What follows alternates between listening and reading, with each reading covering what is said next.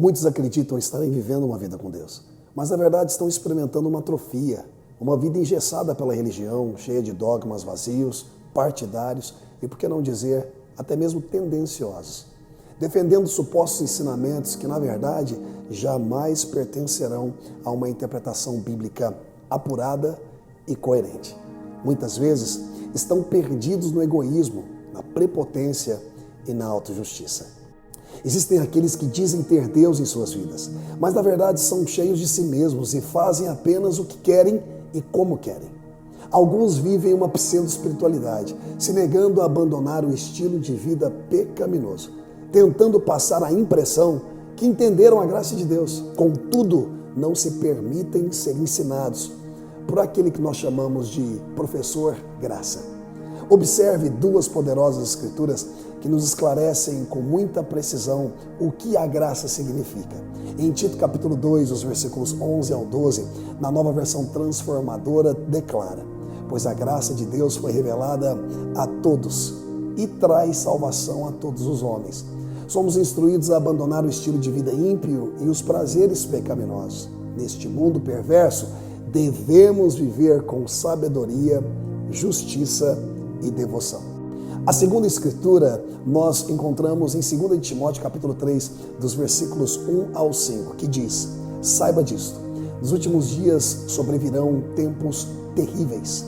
Os homens serão egoístas, avarentos, presunçosos, arrogantes, blasfemos, desobedientes aos pais, ingratos, ímpios, sem amor pela família, irreconciliáveis, caluniadores, sem domínio próprio, cruéis, inimigos do bem, traidores, precipitados, soberbos, mais amantes dos prazeres do que amigo de Deus, tendo aparência de piedade, mas negando o seu poder. Olha só o conselho final dessa porção que diz: afaste também destes.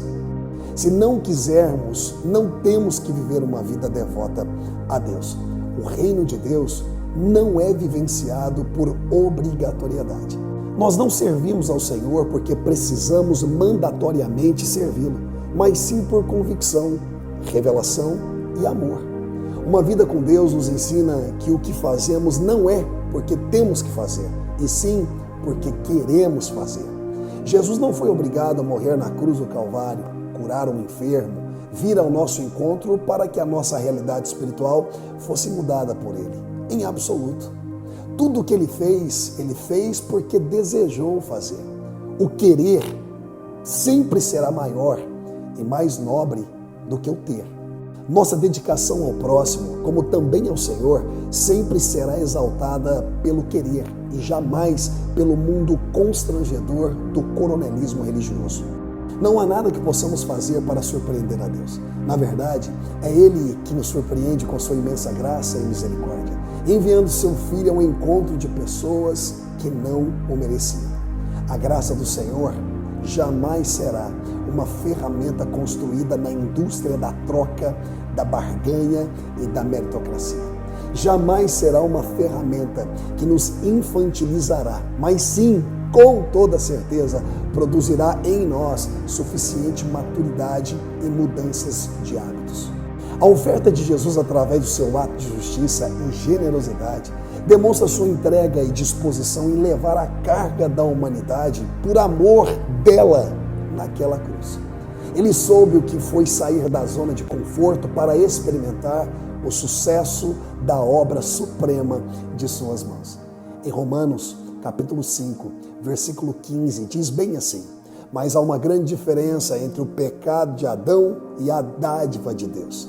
Pois o pecado de um único homem trouxe morte para muitos. Mas ainda maior, porém, é a graça de Deus e a sua dádiva que veio sobre muitos por meio de um único homem. E quem é esse homem? Jesus Cristo. Meus queridos, estamos falando daquele amor tal de João 3,16. Inexplicavelmente demonstrado e comprovado para que viéssemos a experimentar as riquezas da sua bondade. Observe essa escritura da comprovação deste amor em Romanos 5, versículo 8, através da nova versão transformadora. Olha só o que diz: Mas Deus nos prova seu grande amor ao enviar Cristo para morrer por nós quando ainda éramos pecadores. Ou seja, religião incoerente enfatiza a obrigatoriedade no obedecer, mas o ensino à graça de Deus revela uma obediência espontânea e genuína, até mesmo porque ela é causada pela transformação do entendimento. Maturidade se estenderá na plataforma carinhosa do querer servir, dispostos a correr 1 quilômetro a mais se for necessário.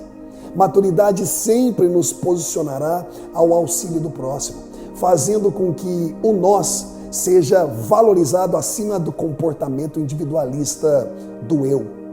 E jamais nos direcionará ao teatro precário e improdutivo de uma vida solitária. O Senhor nos chama à coletividade. O Senhor nos chama e nos convoca ao nós.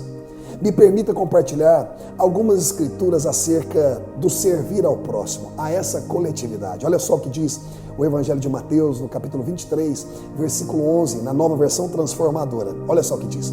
O mais importante entre vocês deve ser servo dos outros. Agora observe Gálatas 5,13, o que diz: porque vocês, irmãos, foram chamados para viver em liberdade. Não a usem, porém, para satisfazer sua natureza humana. Ao contrário, usem-na para servir uns aos outros em amor. Agora veja bem, através de um pequeno texto, um grande homem de nossa história moderna se expressou acerca do significado da vida desta forma.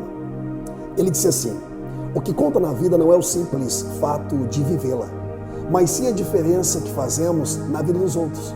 Isso sim determina o significado da vida que levamos. Quem disse isso? Nelson Mandela.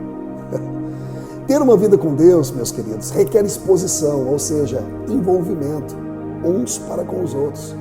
É uma vida de profincuidade e sacrifícios que reivindicará submissão e poderá até mesmo contribuir na renúncia de alguns sonhos pessoais que possamos ter para abraçar os sonhos de Deus. E quem sabe entendermos lá na frente que o sonho de Deus para as nossas vidas é incomparavelmente melhor do que aqueles que sonhamos. Receba essas palavras em seu coração e me faça um gracioso favor. Medite nelas. Medite nelas hoje, amanhã e sempre, porque eu tenho certeza que na medida que você meditar nessa palavra, a sua mente será renovada.